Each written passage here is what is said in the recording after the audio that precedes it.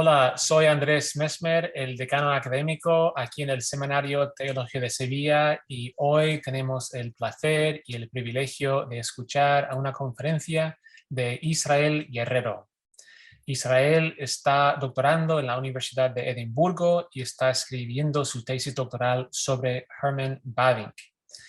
Es de Chile, está casado y tiene dos niñas pequeñas, preciosas, y ahora nos va a dar una conferencia que se llama Herman Bavinck sobre los principios teológicos para un estudio teológico sano.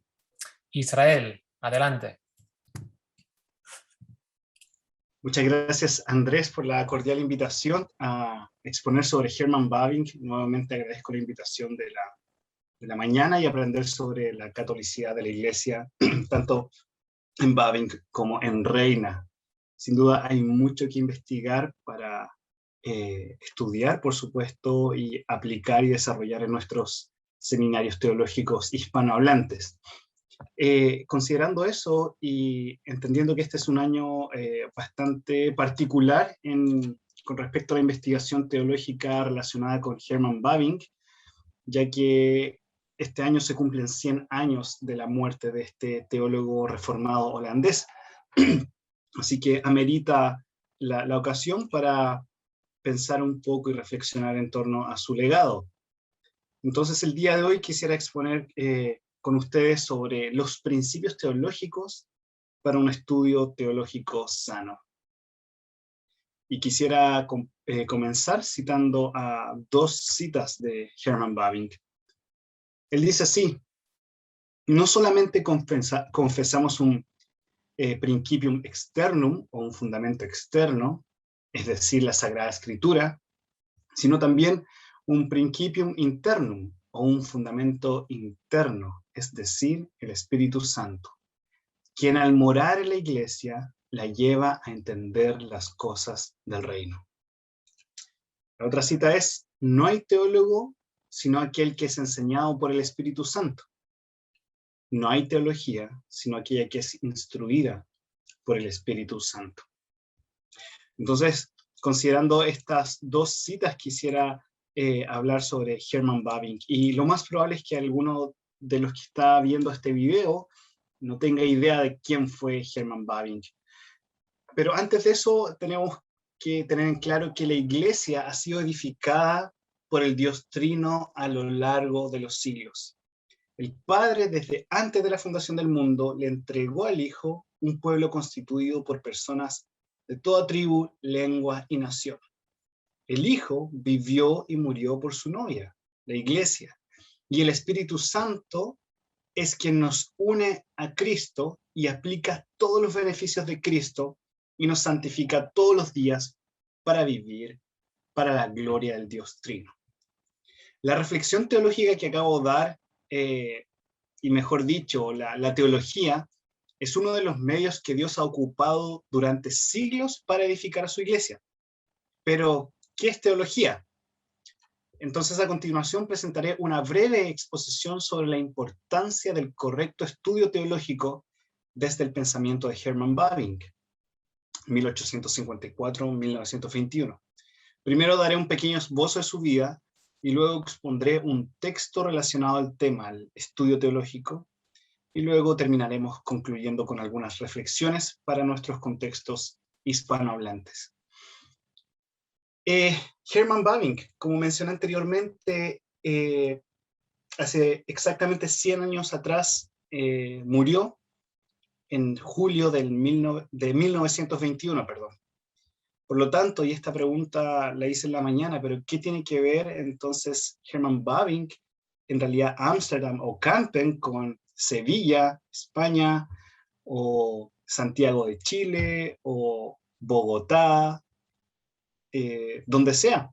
¿Qué tiene que ver la teología de un pequeño pueblo en Kampen o en Ámsterdam con los evangélicos hispanohablantes?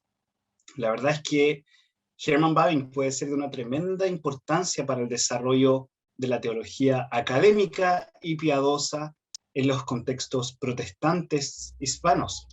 ¿Y por qué motivo? algunos de ustedes quizás sí han escuchado de James Piker o J.A. Packer con sus libros teológicos, devocionales. Y James Piker, de hecho, él pone a la altura de Agustín, de Juan Calvino y Jonathan Edwards la figura y la teología, mejor dicho, de Herman Bavinck. Por lo tanto, es un teólogo cuyo pensamiento no deberíamos dejar de lado si J.A. Packer lo pone a la altura de estos hombres. Y más allá que esté a la altura de estos hombres o no, es porque él realmente aplicó el principio y el fundamento de la teología en distintas áreas de la sociedad y en la iglesia misma, que es la gloria de Dios en la medida en que nos gozamos en Él para siempre. Entonces, con respecto a su vida, Herman Bavinck, antes de decir eso, cruzo algunos pensamientos que ya dije en la mañana, pero estoy consciente que hay personas que no estuvieron en la mañana. Entonces quiero decir esto. Lo más probable es que quizás no hayas escuchado de Herman Bavinck, y está bien en cierto sentido porque apenas hay un libro recién traducido al español de él y una exposición que él dio con respecto a la ley mosaica y la responsabilidad social, y que fue traducida en la página Estudios Evangélicos. De eso, solamente aparte tenemos un fragmento del volumen, de uno de los volúmenes de Dogmática Reformada que se tradujo del inglés al español. No tenemos nada más. Sin embargo, personas o seminaristas o pastores que han ocupado el texto de Louis Berkhof, su teología sistemática, indirectamente han bebido mucho de Herman Bavinck, porque en realidad cada sección que desarrolla Berkhof es Bavinck en sí. Así que teniendo esto en mente, es importante introducir entonces quién fue él. Él nació en Holanda y fue hijo de John Bavinck, que él fue un pastor de la iglesia reformada cristiana en Holanda. Y los orígenes de esta denominación cristiana reformada se remontan a la secesión o una división que ocurrió en el año 1834. En ese periodo, en la primera mitad del siglo XIX, tenemos esta secesión en Holanda. Luego en el 1843 tenemos un fenómeno parecido aquí en Edimburgo, en Escocia, y con el nacimiento de la Free Church of Scotland, o la Iglesia Libre de Escocia. Entonces, tenemos en la primera mitad del siglo XIX estas divisiones que nacen principalmente porque no quieren que el Estado intervenga en las iglesias, pero a la vez tiene una característica, que estas iglesias son iglesias que quieren seguir siendo fieles a los estándares bíblicos, evangélicos y reformados de su herencia, tanto en Holanda como en Escocia. Pero estoy en Escocia, pero me voy a enfocar en Holanda, por supuesto.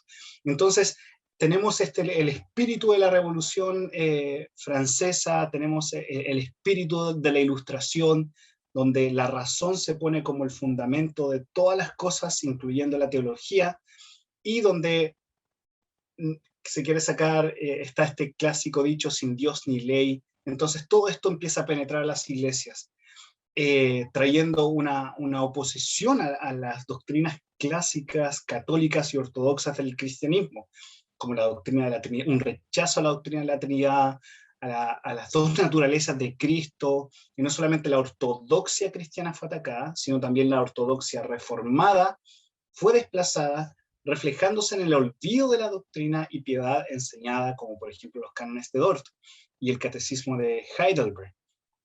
Entonces, ante este panorama, ante la influencia que ejerce la teología modernista, que bebe del liberalismo alemán y que empieza a penetrar las iglesias, se levantan personas diciendo: esto no satisface nuestras almas, no satisface al hombre, por más que sea un estudio teológico académico, pero en realidad no llega al corazón del hombre. Solamente el evangelio puede transformar al hombre. Se levantan estas personas y se inicia esta denominación. Es en este contexto donde el papá de Herman Bavinck, John Bavinck, experimenta una conversión y finalmente es ordenado pastor en esta denominación. Es ahí donde crece Herman Bavinck. Un punto que tocábamos en la mañana es lo que ocurre a mediados del siglo XIX. En Europa, en la mitad del siglo XIX, en 1800, en Holanda con nuevas constitución, 1848, en realidad a mediados del siglo XIX, Europa comienza a cambiar. Entonces la iglesia de Bavinck, que en sus comienzos fue una iglesia perseguida, ahora al entrar a la etapa moderna tardía, tiene que responder una pregunta. ¿Cómo de ser una iglesia perseguida, ahora vamos a ser una iglesia que se va a integrar en esta nueva sociedad moderna? Entonces lo que Bavinck va a desarrollar en su teología es que él es un teólogo moderno, utilizando incluso una gramática moderna, siendo a la vez ortodoxo. Entonces eso es muy importante. ¿Por qué? Porque Bavinck va a tomar toda la teología de todos los siglos, de los concilios ecuménicos, credo apostólico, Nicea, constantinopolitano, pasando después por las confesiones reformadas, pero todo eso él lo va a tomar al contexto de la modernidad tardía en Holanda y lo va a aplicar para que la iglesia vuelva a glorificar a Dios, para que la academia vuelva a glorificar a Dios, el arte vuelva a glorificar a Dios, en fin, todo el orden creado vuelva a glorificar a Dios. Y eso es lo que ocurre entonces. Ahí nace, en ese contexto se va a desarrollar la vida de Herman Bavinck. Él estudia en el seminario teológico de su denominación, la Escuela Teológica de Kampen, pero por un año, ya que después él va a estudiar a Leiden, y este punto es importante. ¿Por qué? Porque Leiden, la Universidad de Leiden, era el centro del modernismo teológico. Sus profesores claramente hacían declaraciones que iban contra la ortodoxia cristiana y reformada. Pero ¿por qué él toma este paso? Y es apoyado por sus padres. Su padre es pastor de la denominación. Su padre es pastor en la ciudad del seminario teológico que Bavinck deja por un momento. Su padre lo apoya ¿para qué? Para tener una educación teológica más rigurosa en lo que se refiere a la academia. Sin embargo, esto no debe ser un abandono de su fe, todo lo contrario, sino porque él quiere tener una buena educación teológica. En términos académicos, él va a Leiden. Y luego de obtener su doctorado en teología al estudiar la ética de Zwinglio, él regresa a Kampen, donde es nombrado profesor de teología y enseña por ahí en ese lugar aproximadamente 20 años, para luego 1901, 1902, hasta su muerte en 1921, enseñar en la Universidad Libre de Ámsterdam. Importante mencionar que en toda su teología la doctrina de la Trinidad ocupa un lugar primordial. Y cito acá a Bavinck: la mente del cristiano no está satisfecha. Y quiero volver a destacar esto: la mente del cristiano no está satisfecha hasta que toda forma de existencia haya sido referida al Dios Trino, y hasta que la confesión de la Trinidad haya recibido el lugar de preeminencia en nuestro pensamiento y vida. Quizás en homilética o en cursos de predicación hay personas que les gusta dejar la aplicación al final. Otras personas empiezan a aplicar al medio del sermón. Bueno, en este caso, en esta charla, creo que es importante aplicar de inmediato.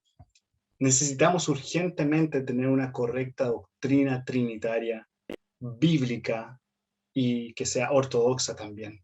En otras palabras, necesitamos recuperar Nicea, necesitamos recuperar el credo atanasio, necesitamos tener una sólida doctrina trinitaria, y de esta manera poder desarrollar nuestra teología, porque es el Dios Trino el que nosotros adoramos. Por lo tanto, debemos estar atentos a toda distorsión de la doctrina de la Trinidad, por más incluso académica que aparezca. Pero si esta no es conforme a la palabra, si esta no es conforme a lo que la Iglesia ha confesado durante siglos, necesitamos entonces volver a que realmente nuestras almas van a estar satisfechas hasta que nos estemos gozando en el Dios Trino. Entonces, esta teología trinitaria lo llevó a desarrollar una cosmovisión trinitaria y práctica. De esta manera, la dogmática reformada estaba unida a una ética reformada. En su periodo en Campen, de hecho, él enseña dogmática reformada, hoy día popularmente podemos decir teología sistemática, y a la vez enseña ética reformada. De acuerdo a Bavinck, y lo cito acá, la dogmática describe las obras de Dios para, en y dentro del hombre. La ética describe las obras que el hombre renovado ahora realiza, basado en y en el poder de las obras de Dios. Dogmática es el sistema del conocimiento de Dios. Ética es aquel del servicio de Dios. A través de la dogmática, Bavinck después sigue distinguiendo, pero uniendo estas dos disciplinas. En un momento él dice, en la dogmática vemos, estoy parafraseando ahora, el amor de Dios hacia nosotros, y en la ética nosotros vemos el amor, nuestro amor en respuesta al amor de Dios. Entonces es increíble la manera. Entonces podemos decir que no hay dogmática reformada sin una ética reformada.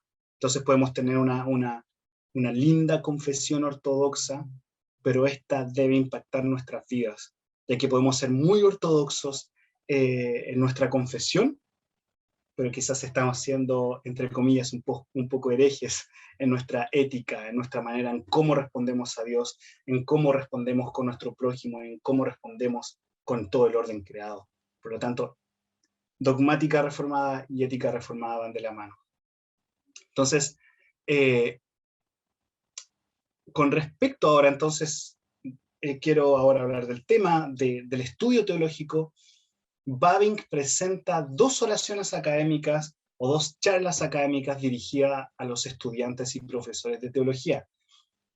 Por lo menos aquí en este lugar del mundo, septiembre es el mes donde comienza el año académico, el año de estudios. En Chile es marzo. Entonces creo que hablar sobre teología para estudiantes que recién están comenzando su nuevo año o su año de teología es clave. Entonces, Bavinck da estas oraciones al comenzar el año académico. La primera relacionada con el tema la da en 1883, en su periodo como profesor en Campen, y la segunda oración relacionada al mismo tema, la teología, la da en el 1902, en su primer año como profesor en la Universidad Libre de Ámsterdam. Y en esta ocasión solamente me voy a referir a la primera, que da en Campen en 1883. Entonces, el nombre de la primera oración académica o este discurso que da a los estudiantes, a los profesores y a las esposas de profesores que asisten a esta charla, se llama la ciencia de una teología sagrada o la ciencia de una teología santa. Y desde aquí entonces quiero mencionar algunos principios para un estudio teológico sano. ¿Por qué digo esto? Porque podemos estudiar teología y tener principios que en realidad no van a traer sanidad a nuestros corazones para poder alegrarnos en esta ciencia. Y la verdad es que si no hay principios bíblicos sanos, tampoco vamos a poder utilizar la teología para servir correctamente a la iglesia o a otras ciencias. Por lo tanto, necesitamos principios teológicos que se cimenten en Dios para tener un estudio teológico sano. Entonces, en esta primera charla, Bavinck se enfoca en lo siguiente. Él comienza declarando algo bien particular en esta charla, que un profesor de teología de tendencia modernista o liberal dice lo siguiente, y él cita a este profesor: la teología debe ser secularizada. Y comienza a citar a este profesor modernista. Por lo tanto, Bavinck no cree que la teología debe ser secularizada. Todo lo contrario, la teología debe ser una ciencia santa y desde ahí santificar todo el orden creado. De hecho, al pensar en secularización y santa, aquel que esté escuchando esta charla, Bavinck se opone rotundamente a todo tipo de monasticismo o pietismo sectario que quiera abandonar el mundo o la sociedad en pro de su religión o teología. Entonces, si realmente la teología quiere impactar la sociedad, el orden creado, debe ser una teología santa. Para esto, entonces, desde el contexto en que nos encontramos hoy, es decir, después de Pentecostés y Patmos, solamente la Santa Escritura es el principium para la teología. Cito acá, el principio desde donde se deriva la teología se refiere al principium o al fundamento. Es decir, Bavinck habla del núcleo desde donde la teología crece. Tal como la obra de Cristo no necesita ser suplantada por buenas obras u oraciones, nada debe ser añadido a la palabra. Ahora, si bien Bavinck hace un importante uso de fuentes patrísticas, medievales, reformadas, post-reforma, etc., ninguna de estas está al nivel de la palabra de Dios. Ahora, interesantemente, las verdades escriturales deben ser reunidas y organizadas en el estudio teológico. Y debido a que la Biblia es la palabra de Dios, este trabajo no puede ser realizado por, cito, un teólogo, ni incluso por una generación, sino por una serie de generaciones de la iglesia de todas las edades. Fin de la cita. Entonces, al tener la Biblia como el principio, como el fundamento de la teología, es tan profundo este tesoro que no puede ser tomado completamente las riquezas que hay por una sola persona o por una sola generación. Se necesita toda una generación de la iglesia, distintas generaciones de todas las edades para poder disfrutar de este tesoro que es la teología.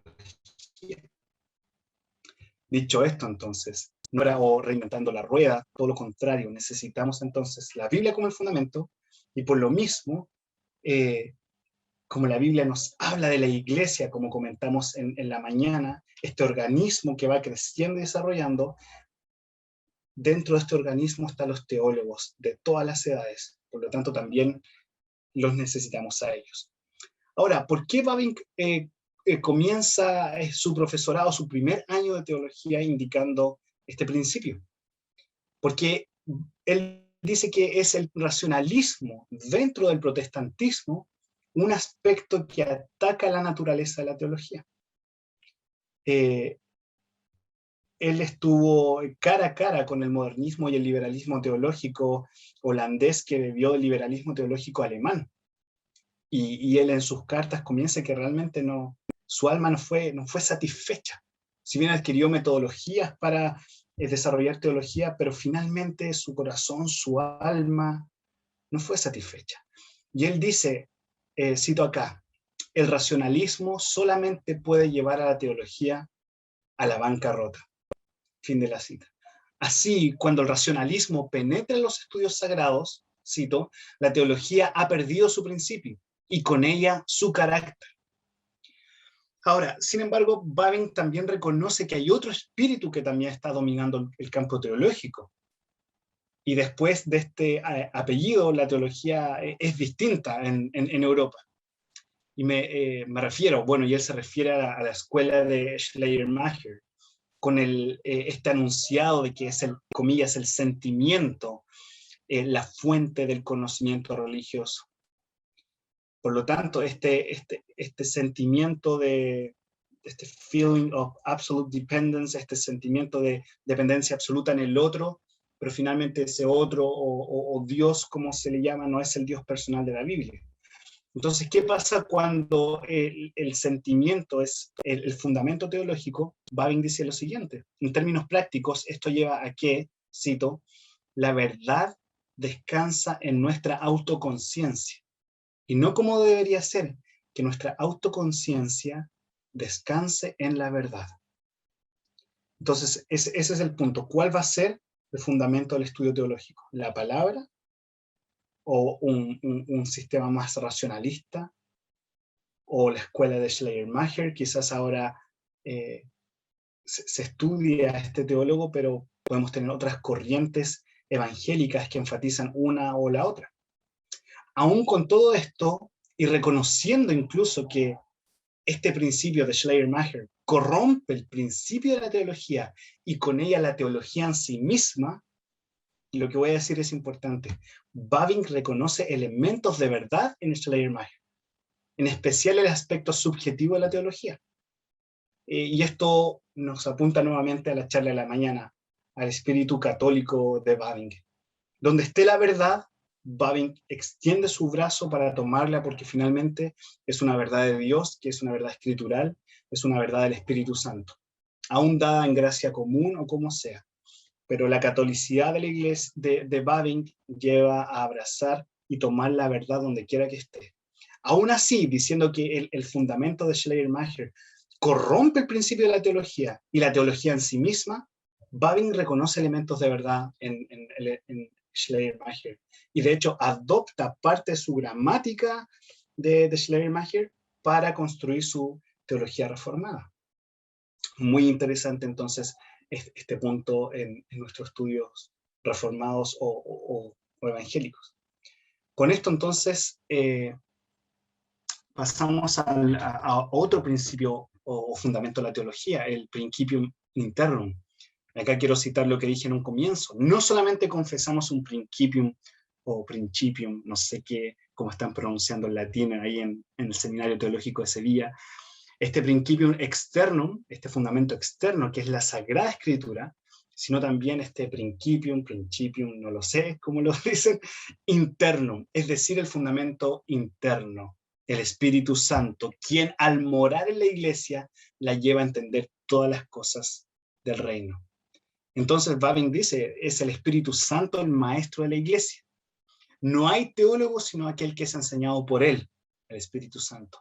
Y no hay teología sino aquella que es instruida por él, el Espíritu Santo. De esta manera comprendemos el contenido de la teología. Cito, se llama teología no solamente porque tiene a Dios como origen, sino porque tiene a Dios como su objeto. Y la importancia de este fundamento externo e interno radica en que la realidad objetiva de Dios, de su evangelio, debe ser también una realidad en el teólogo. Las verdades que están en la palabra objetiva deben ser realidades que estén en el sujeto, en las realidades subjetiva en el corazón de aquel que abraza la verdad objetiva. Y esta es una obra del Espíritu Santo. El mismo autor, aquel que inspiró las Sagradas Escrituras, Principium Externum, es el mismo autor de este Principium Interno, o fundamento interno. Esto nos lleva a tener a Dios como el objeto de la teología. Y nuevamente, la teología, Bavinck la entiende como un organismo, donde la teología crece y se desarrolla. Si Dios no es el fundamento u origen de la teología, entonces se convierte en antropología. Y, cito, Dios en un ideal, una imagen creada por seres humanos, es decir, un ídolo. ¿Vamos bien hasta aquí, Andrés? ¿O se ha cortado? No, va bien. Ah, súper, ya. Entonces, al ser Dios el objeto de la teología, la iglesia en sí misma es un teólogo, toda la iglesia, enseñada por Dios y sobre Dios. Entonces, la implicancia de esto es potente. No se puede hacer teología fuera de la iglesia. Por lo tanto, no existen los teólogos fuera de la iglesia. Es imposible estudiar teología apartados del cuerpo de Cristo. No importa si eres un seminarista o un profesor o un pastor, o alguien que le encanta la teología debe desarrollarse en la iglesia. Si no, no es verdadera teología. Y si no es verdadera teología, no va a glorificar a Dios y no va a servir a la iglesia. Seguimos. Entonces, cito acá a Bavinck: el teólogo no está fuera u opuesto a la iglesia, sino que está completamente dentro de la iglesia. La teología no es otra cosa que la fe impulsada por el Espíritu, elevándose hacia el reino del pensamiento y confesando también en el campo de la academia que Jesucristo es el único en quien todos los tesoros de la sabiduría y conocimiento están escondidos. Tal como mencionamos, entonces Dios es el objeto de la teología. Dios revelado en Cristo, Jesús, es su glorioso objeto. De esta manera, cito, todo lo que se aborda en la teología se presenta así, como en una relación particular con Dios. Y aquí desarrolla este punto al usar a dos escolásticos, Tomás de Aquino, por un lado, y Francis Junius, un teólogo reformado escolástico, donde el contenido material de la teología se refiere a Dios o lo que tiene alguna relación con Dios, entendiendo que nuestra teología no es arquetípica, sino ectípica. Y ese ya es un tema para Teología Sistemática 1. Pero tal como lo dice el título de esta charla que da Bavinck, la teología es una ciencia. Bavinck menciona aquí que la teología es, cito, la ciencia, y el artículo con mayúscula, Bavinck lo pone, o Wetenschap, que no se debe entender como una ciencia referida solamente a la biología o química, sino a las academias que se enseñan, a las ciencias, perdón, que se enseñan en las academias. Es importante desarrollar más el concepto de ciencia en el lenguaje de Bavinck. Entonces, Bavinck dice esto: teología es la ciencia, la reina de las ciencias. Ella está por encima de todas las ciencias, porque ellas tienen solamente un área especial de la creación como objeto de su investigación. Ellas mismas, las otras ciencias, están ocupadas con el mundo, cosmos, o el humano, anthropos, y por lo tanto relacionadas con la criatura. Pero esta, nuestra ciencia, las deja muy atrás al no fijar su mirada en la criatura, sino en el Creador. La teología nace de Dios y tiene a Dios como su objeto.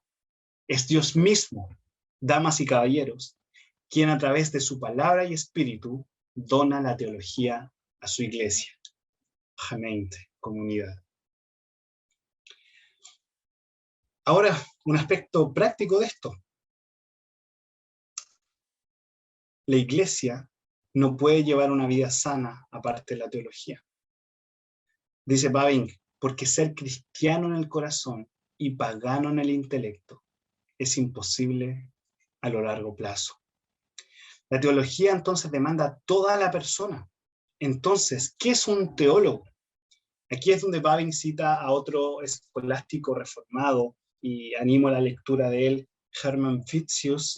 Si pueden leer de él, léanlo, su comentario sobre el credo apostólico o sobre el Padre Nuestro, su obra importante sobre The Economy of the Covenants, que es una teología, podemos decirlo de manera bien general, una teología sistemática combinada con una teología bíblica. Es bien leana Hermann Fitzius.